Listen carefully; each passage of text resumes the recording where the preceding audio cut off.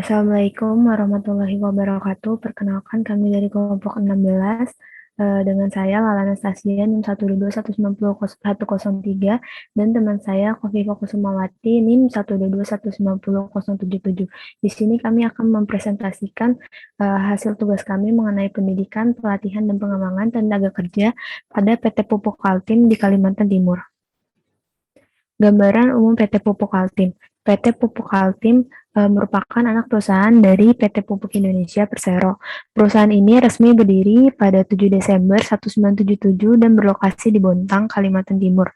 Bisnis utama perusahaan ini adalah memproduksi dan menjual amonia, urea, pupuk NPK dengan segmen pasar dalam maupun luar negeri. Sejarah PT Pupuk Kaltim.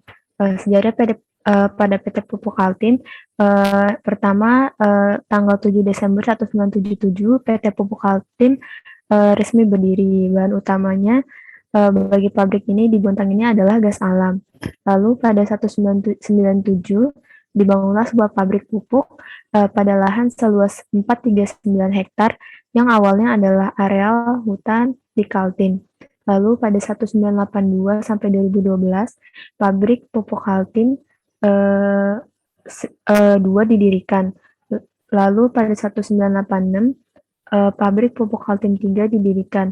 Lalu pada 1999 pabrik pupuk Kaltim 4 didirikan. Lalu pada tahun 2012 pabrik pupuk Kaltim 5 didirikan.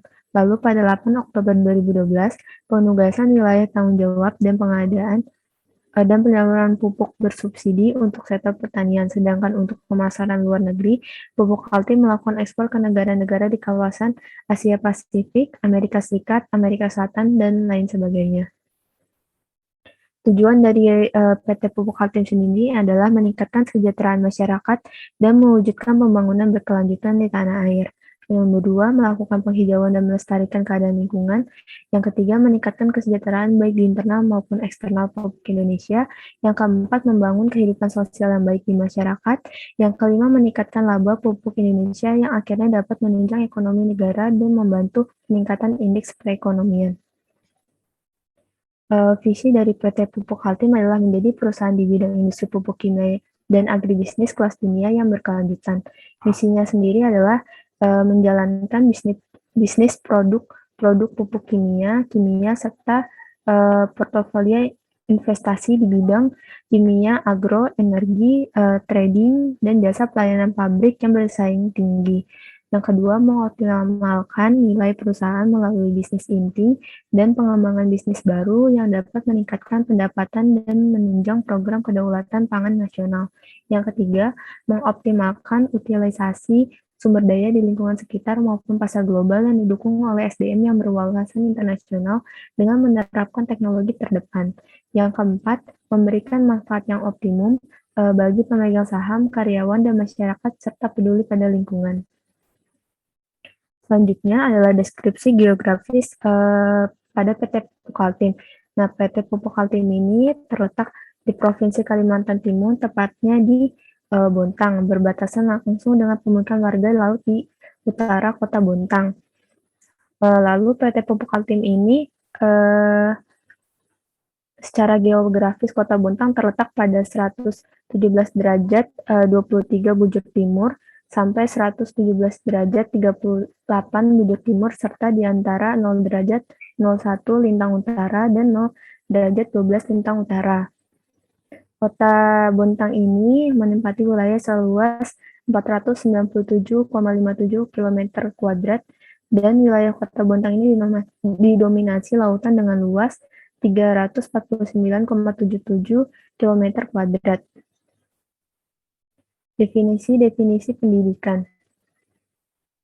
Menurut UU Sisdiknas nomor 20 tahun 2003, pendidikan adalah usaha sadar dan terencana untuk mewujudkan suasana belajar dan proses pembelajaran agar peserta didik secara efektif mengembangkan potensi dirinya untuk memiliki kekuatan spiritual, keagamaan, pengendalian diri, kepribadian, kecerdasan, akhlak mulia, serta keterampilan yang diperlukan dirinya dan masyarakat.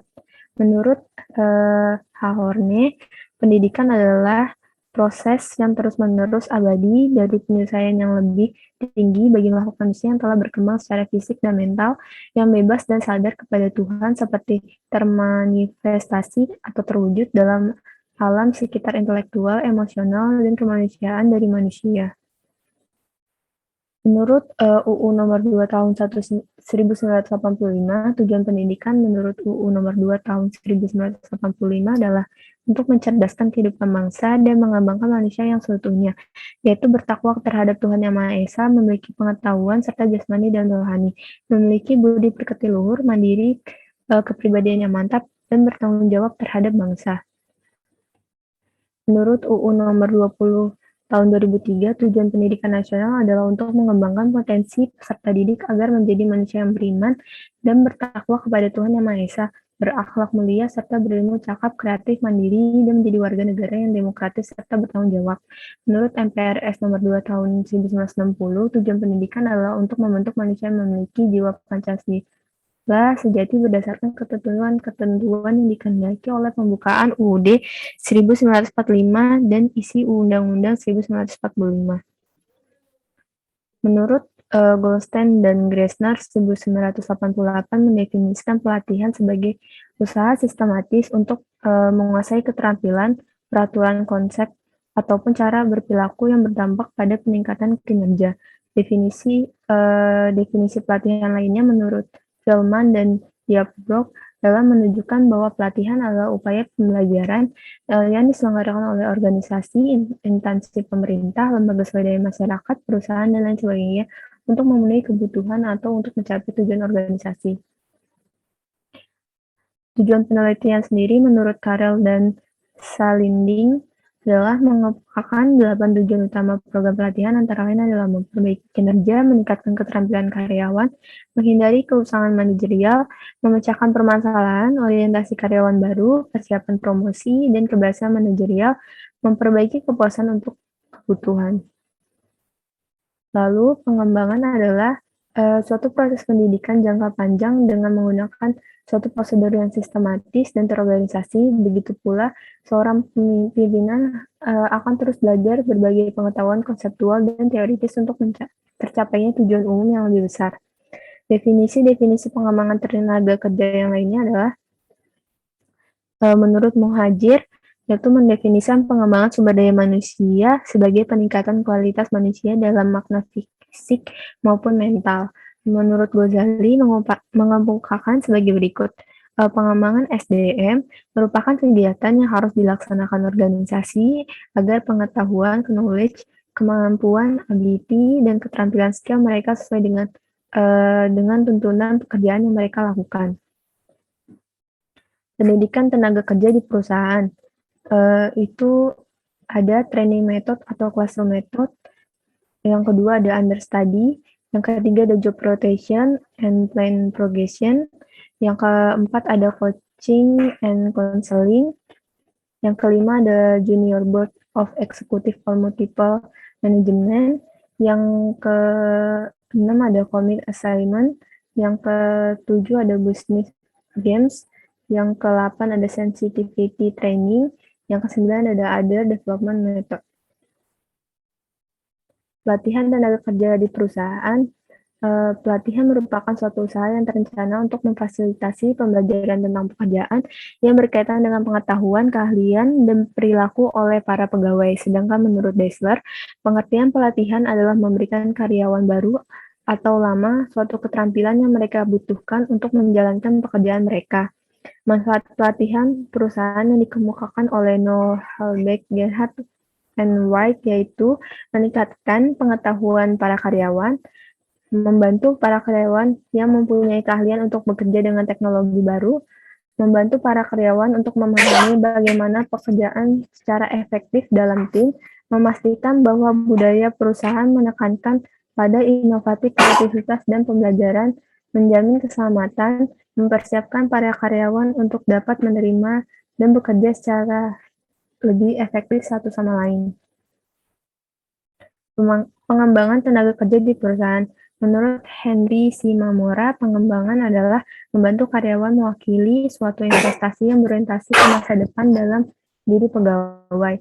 Pengembangan didasarkan pada kenyataan bahwa seorang pegawai akan membutuhkan serangkaian pengetahuan, keahlian, dan kemauan yang berkembang supaya bekerja dengan baik dan sukses. Posisi yang ditemui selama karirnya. Tujuan pengembangan karyawan adalah produktivitas kerja, efisiensi, kerusakan, kecelakaan, pelayanan, karir, konseptual, kepemimpinan, balas jasa, dan konsumen. Selanjutnya akan dijelaskan oleh teman saya.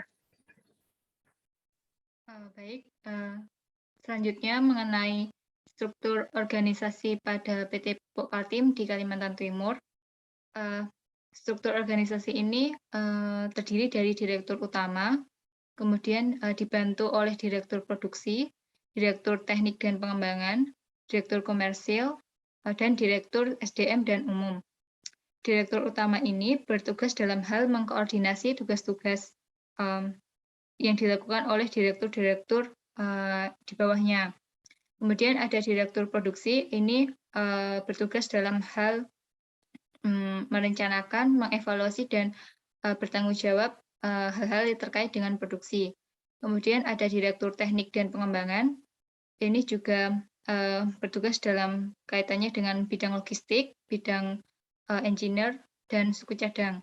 Kemudian ada direktur komersil yang bertugas dalam hal mengevaluasi dan bertanggung jawab atas pemasaran produk, atas penjualan produk, dan keuangan.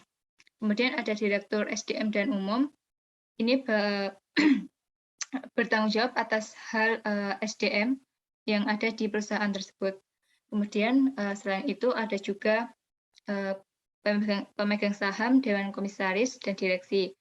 Dan juga ada sekretaris dewan komisaris, komite audit, dan komite GCG, pemantauan manajemen risiko dan investasi. Selanjutnya.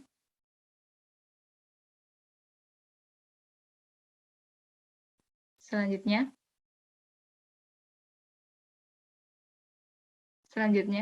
ya. Struktur tata kelola perusahaan PT Pupuk Kaltim terdiri dari organ utama yaitu pemegang saham, dewan komisaris, dan direksi. Organ pendukung terdiri dari sekretaris, dewan komisaris, komite audit, komite GCG, manajemen risiko, remunerasi SDM, dan investasi di bawah garis koordinasi dewan komisaris serta satuan pengawasan intern, sekretaris perusahaan, dan unit lain. Organ perusahaan di bawah garis koordinasi direksi. Tim integritas dan GCG, dan Departemen TKP dan MR di bawah koordinasi sekretaris perusahaan.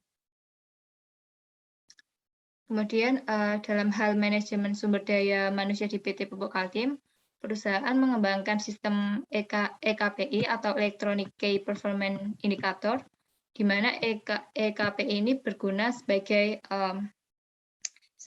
alat ukur untuk mengukur kinerja dari setiap karyawan.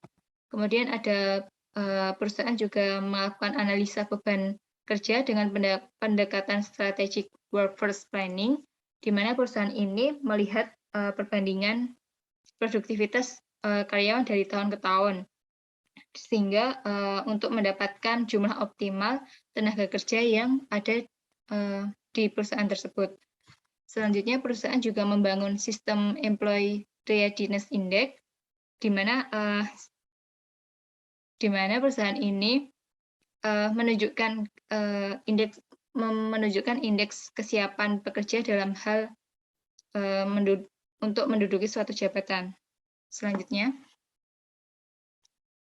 sistem pendidikan di PT Pupuk Kaltim, perusahaan ini membangun budaya learning agility dengan memberikan fasilitas-fasilitas pembelajaran. Di antaranya adalah implementasi roadmap knowledge management, kemudian ada perpustakaan online, kemudian ada aplikasi e-learning, dan aktivitas pembelajaran melalui metode gamification, serta perusahaan memberikan fasilitas penyediaan coworking space. Pada implementasi roadmap knowledge management ini, perusahaan melakukan berbagai pengetahuan rutin dari leader, kemudian karyawan mengajukan ide-ide inovatif kepada manajemen. Kemudian ada perpustakaan online ini. Perpustakaan ini dapat diakses oleh karyawan dimanapun dan kapanpun. Kemudian ada aplikasi e-learning, di mana ini suatu aplikasi untuk mengembangkan kompetensi karyawan. Selanjutnya ada aktivitas pembelajaran melalui metode gamification. Ini juga suatu aplikasi pembelajaran yang dapat diakses oleh karyawan. Dan juga yang terakhir ada penyedia coworking space. Selanjutnya, sistem pelatihan di PT Pupuk Kaltim. PT Pupuk Kaltim melakukan pelatihan K3 pada setiap karyawannya guna untuk menciptakan terciptanya K3 di segala aspek perusahaan. Kemudian juga perusahaan melakukan pelatihan anti korupsi, pelatihan kepemimpinan dan kompetensi profesional dan teknis serta pelatihan manajemen kualitas. Dan juga perusahaan melakukan pelatihan purna tugas bagi karyawan yang memasuki masa pensiun. Selanjutnya, sistem pengembangan tenaga kerja di PT Pupuk Kaltim. Perusahaan menyusun learning roadmap sebagai dasar penetapan kebutuhan program pengembangan kompetensi karyawan. Bentuk program pengembangannya diantaranya adalah pelaksanaan program tugas belajar perusahaan. Kemudian selanjutnya, nah ini merupakan program pengembangan juga dari perusahaan, yaitu program pengembangan berbasis milenial. Hal ini dilakukan karena sebagian besar juga karyawan dari PT Pupuk Kaltim itu merupakan generasi milenial. Program ini diantaranya adalah Millennial Lux, di mana program ini yaitu berupa sharing session bersama tokoh-tokoh inspiratif yang membahas mengenai ekonomi dan bisnis global. Kemudian ada Millennial TV, yaitu program yang diadakan oleh PT Pupuk Kaltim untuk memberikan kesempatan bagi para karyawan untuk mengembangkan talentanya dalam bidang seni atau pengetahuan lainnya. Kemudian ada Coaching Millennial and Breakthrough Project. Ini merupakan program juga dari PT Pupuk Kaltim, di mana para karyawan ini memberikan suatu ide inovatif dalam bentuk breakthrough project kepada manajemen dengan bantuan dari senior leader. Kemudian ada Strategizing Millennials. Ini juga merupakan salah satu pengembangan bisnis berbasis milenial. Selanjutnya, nah ini merupakan kesimpulan dari penjelasan di atas, yaitu diantaranya ialah bahwa sistem pendidikan PT Pupuk Kaltim ini dilakukan dengan memberikan fasilitas-fasilitas pembelajaran yang menarik dan mudah diakses oleh seluruh karyawan, seperti berbagi pengetahuan rutin, perpustakaan online, dan aplikasi pembelajaran lainnya. Sistem pelatihan PT Pupuk Kaltim dilakukan setiap periode. Pelatihan-pelatihan ini dilakukan kepada seluruh karyawan, meliputi pelatihan kepemimpinan, pelatihan manajemen kualitas, pelatihan perencanaan pensiun, dan pelatihan anti korupsi. Dalam hal pengembangan tenaga kerja, perusahaan melakukan serangkaian program pengembangan kompetensi karyawan, diantaranya ialah program tugas belajar perusahaan, di mana itu merupakan bidang-bidang yang dapat menunjang implementasi program strategis perusahaan di masa yang mendatang, dan program berbasis milenial. Selanjutnya, saran dari pelatihan dan pengembangan tenaga kerja pada PT Pupuk Kaltim ini, diharapkan pelatihan ini dapat diterapkan untuk tenaga kerja lokal, sehingga tenaga kerja lokal dapat terserap dan memiliki kemampuan dan kualitas yang diharapkan oleh perusahaan, sehingga tenaga kerja lokal dapat bekerja di perusahaan tersebut. Sekian presentasi dari kelompok kami, kurang lebihnya mohon maaf, dan terima kasih. Wassalamualaikum warahmatullahi wabarakatuh.